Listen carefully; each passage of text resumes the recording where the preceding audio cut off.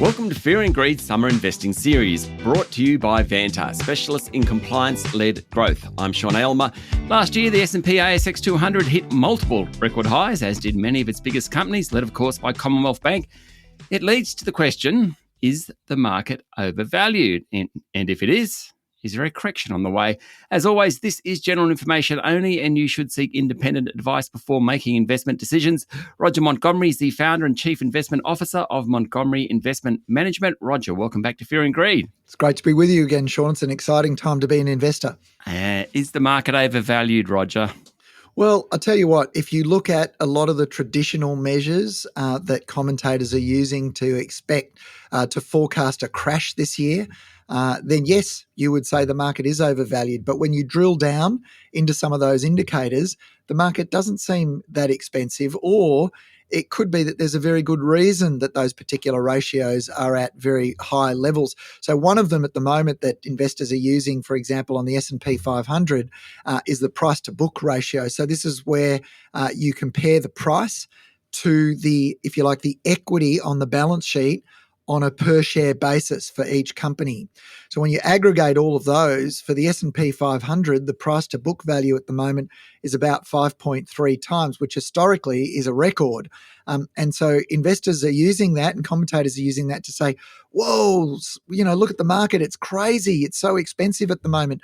But what you have to remember, companies today don't have a lot of tangible equity on their balance sheet. They don't have a lot of tangible assets. The most successful companies, the ones that are being elevated into the S&P 500, they tend to be technology companies. They tend to be companies with a lot of intangible assets rather than tangible assets.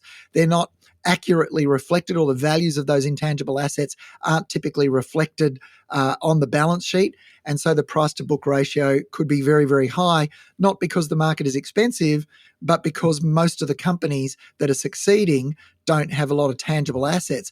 The other one that's being cited very, very frequently as indicating the market's extremely expensive at the moment is Robert Shiller's CAPE ratio, or the cyclically adjusted price to earnings ratio. So this is where price is compared to earnings per share.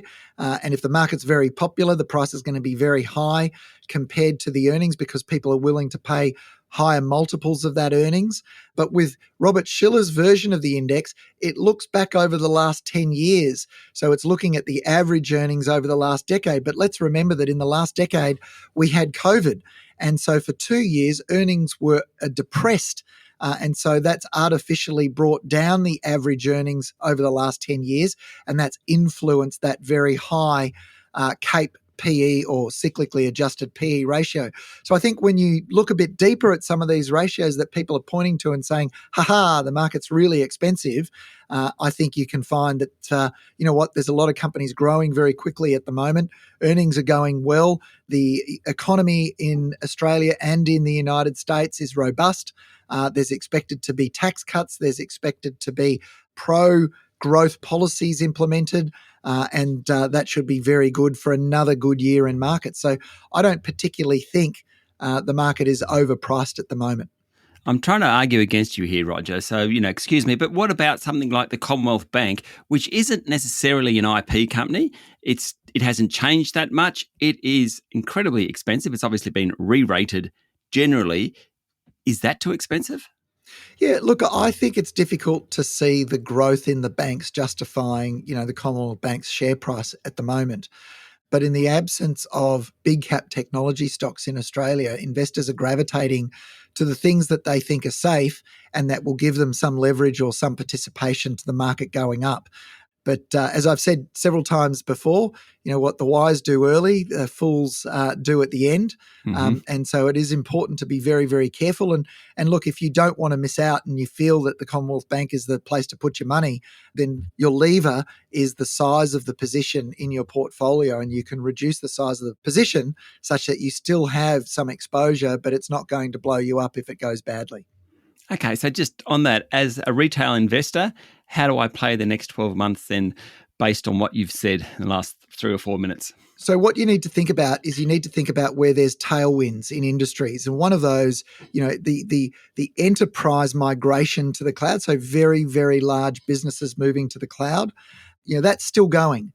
And where there's where stocks aren't super popular, as long as, and I've said this before, but as long as we have disinflation combined with positive economic growth, or at least the expectation of those things, then you're going to see high quality companies with growth and benefiting from those tailwinds do well.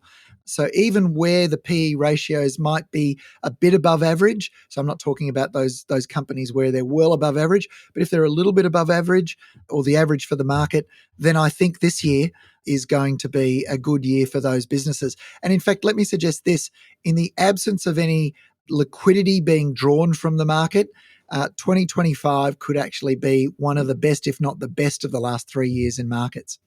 Roger, thanks for your time this morning. A pleasure, Sean. That was Roger Montgomery, founder and chief investment officer of Montgomery Investment Management. Remember to get your own independent advice before making investment decisions.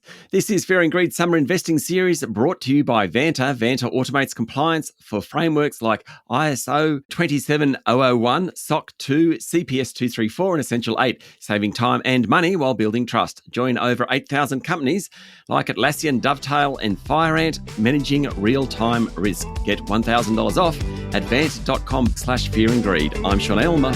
Enjoy your day.